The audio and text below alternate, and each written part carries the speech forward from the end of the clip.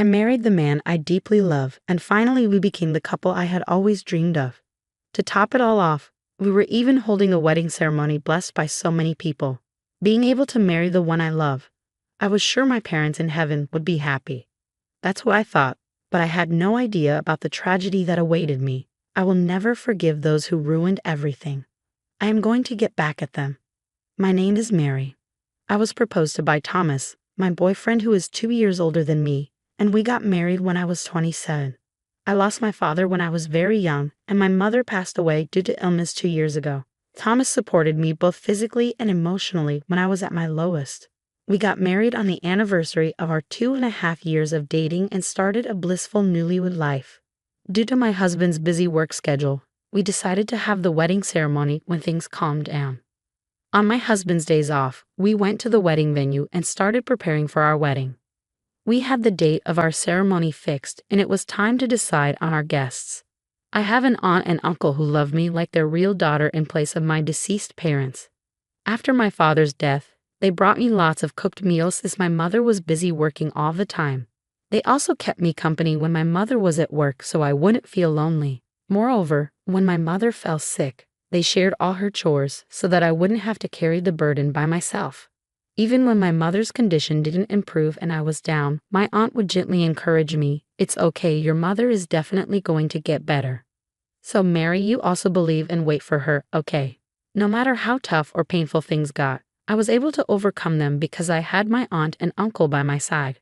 That's why I wanted them to sit in the seats designated for family on the bride's side.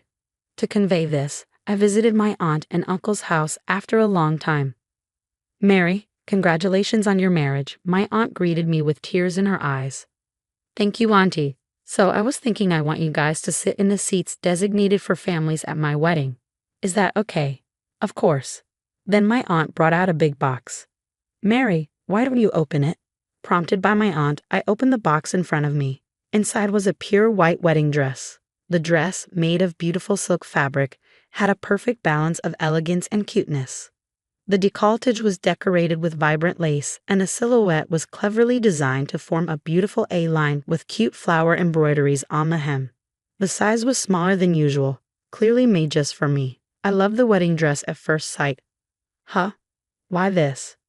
"Well, your mother, my sister, she made it." "What? Mom did that?" The wedding dress was handmade by my mother despite battling illness. She tirelessly stitched it together day after day, custom fit for my petite frame. She asked my aunt, "If Mary ever gets married, please give her this." This was a creation filled with all the love my mother could muster in her final days. "Mary, dear, you must wear this dress at your wedding. Your mother would be so pleased," said my aunt, her eyes brimming with tears and a tender smile on her face. Her heartfelt sentiment moved me to tears. "Thank you, Auntie. You've kept it safe all this time. I promise I'll wear this dress at my wedding. You have to come and see me wear it," I said, clutching my mother's handcrafted wedding dress, full of happiness as I returned home. Once home, I hung the dress on my bedroom wall and gazed at it intently. I was determined to make my wedding a success, wearing this dress in honor of my mother. That feeling only got stronger as the days passed. Then one day, disaster struck. When I returned home from work, the wedding dress that should have been hanging on my wall was gone. "What? It's gone? Why? I know I left it hanging right here." Panicking, I pulled out my phone to call the cops. Just then, my husband walked in the door. "Oh, Mary, what's wrong?" Seeing me in tears, he sensed something was amiss and rushed over to me. My dress is gone. I had it hanging right here. I think someone stole it," I said. My desperate plea elicited an unexpected reaction from my husband. "Oh, is that all?" "Huh? What do you mean, Thomas? Do you know something?" I asked hesitantly. My husband responded with a shocking revelation. "Of course I know. My sister says she's getting married soon and wanted to borrow your dress." "Huh? Yes, my sister asked if she could borrow your dress, and I readily agreed. She used the spare key from our mailbox to pick it up." I couldn't believe what I was hearing. My husband lent my wedding dress to his sister without asking me. As I raged at him, he waved his hands dismissively as if it were no big deal. "Our wedding is still a while away, so it's not a problem, right?" Besides, my sister was thrilled. She's broke and was happy she wouldn't have to pay for a dress. Happy she wouldn't have to pay for a dress. I never gave permission for any of this. I was livid at his blatant disregard for my feelings. That dress was handmade by my mother specifically for me. Didn't I tell you that, Thomas? It's tailored perfectly to my size. Why would you lend it out without asking me first? Calm down. It's not like it's a one-time use thing. You can still wear it, so what's the issue? The issue? Why would your sister wear my dress before I do? No matter how you look at it, that's just wrong. Even after I explained why I was upset, my husband refused to apologize or even acknowledge his mistake. To add insult to injury, he let out an exasperated sigh. Mary, you're being too petty. Stop acting like a spoiled child, okay? Petty? Being upset about this makes me spoiled? It's something my mother made for me. It makes no sense for your sister to wear it before me. I'd reached my limit with his irresponsible comments. I'm going to your parents' house tomorrow to get the wedding dress back from your sister. Huh? Tomorrow is the day my sister's fiancé and his parents are coming to visit our parents' house. Don't interrupt them. Interrupt? You've got some nerve. Let me be clear, no matter what anyone says, I have no intention of letting your sister wear that dress. The next day, I took a day off work to see my sister-in-law. When I arrived at my in-laws' house, I could hear lively voices from the open front door. As I secretly stepped in and listened, I heard a man's voice. Wow, you made this dress yourself? That's amazing, Cynthia. Cynthia, my sister-in-law, responded in a humble tone. Oh, it's nothing like that. She was flaunting my mother's handcrafted wedding dress to her fiancé and his parents. It took me quite some time, but I really wanted to bring my dream dress to life and have a good wedding, so I ended up making it myself. At that moment, something inside me crumbled. Her dream dress? What a joke. That was something my mother made with love just for me. Before I even realized it, I was already walking towards them. I walked straight through the entrance and seized the wedding dress from my sister-in-law. This is mine, I shouted in front of everyone. Everyone present looked at me with surprised expressions. Whoa, Mary, what's happening all of a sudden? My father-in-law asked, flustered. Ignoring him, I stared sternly at my sister-in-law and revealed the truth to everyone. This dress is something my mother made for me. Your daughter stole it from my room without my permission. What?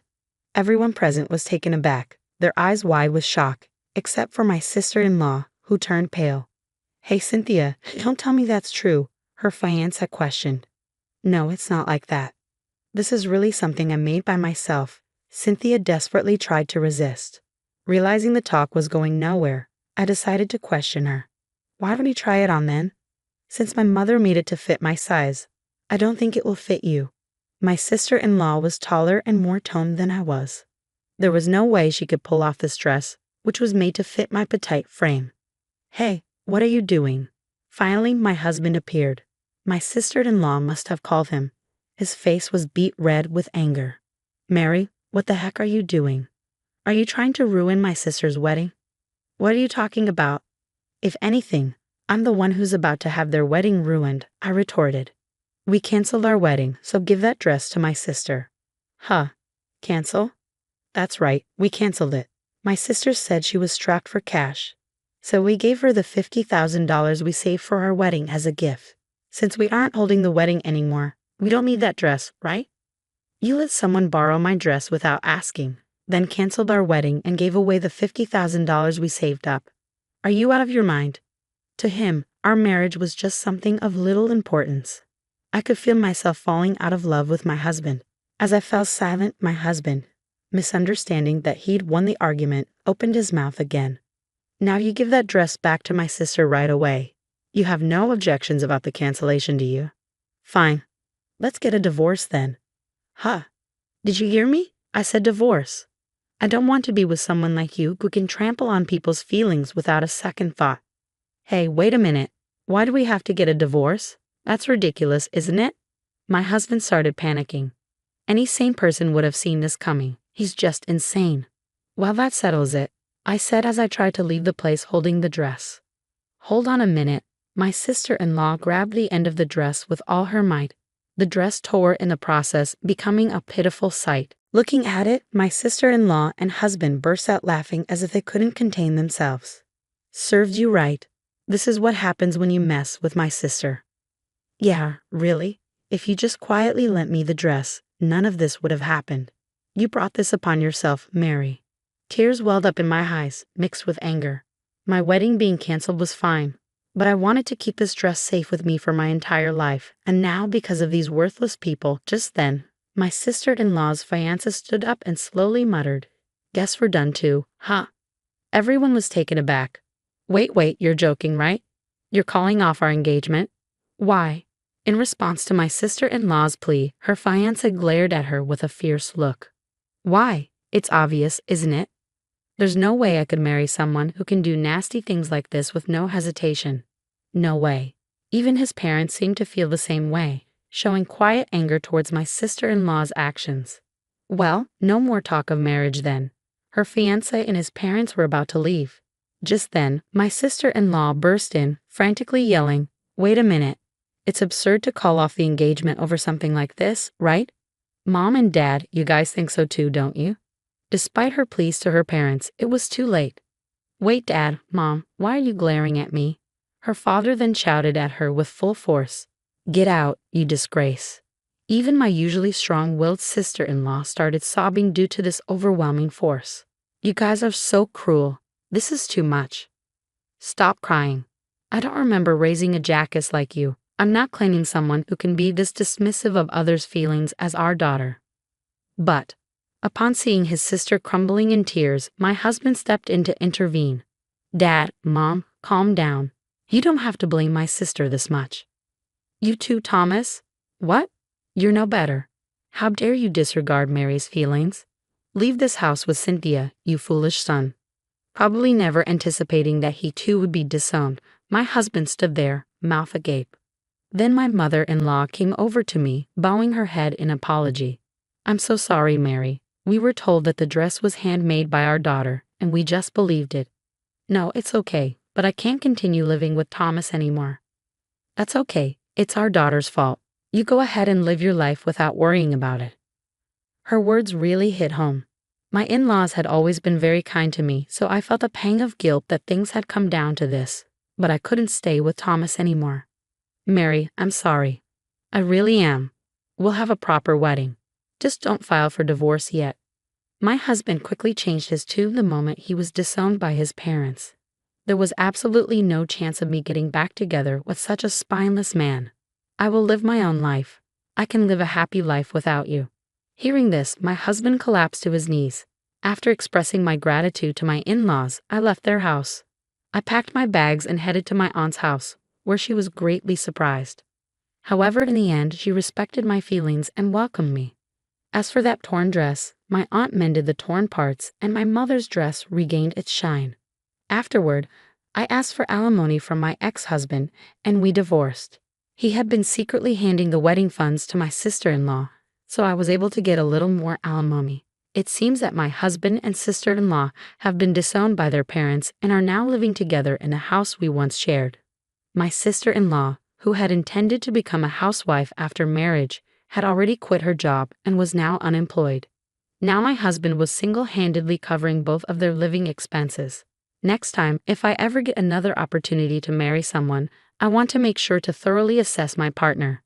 Then I will have a wonderful wedding, of course, wearing my mother's handmade wedding dress.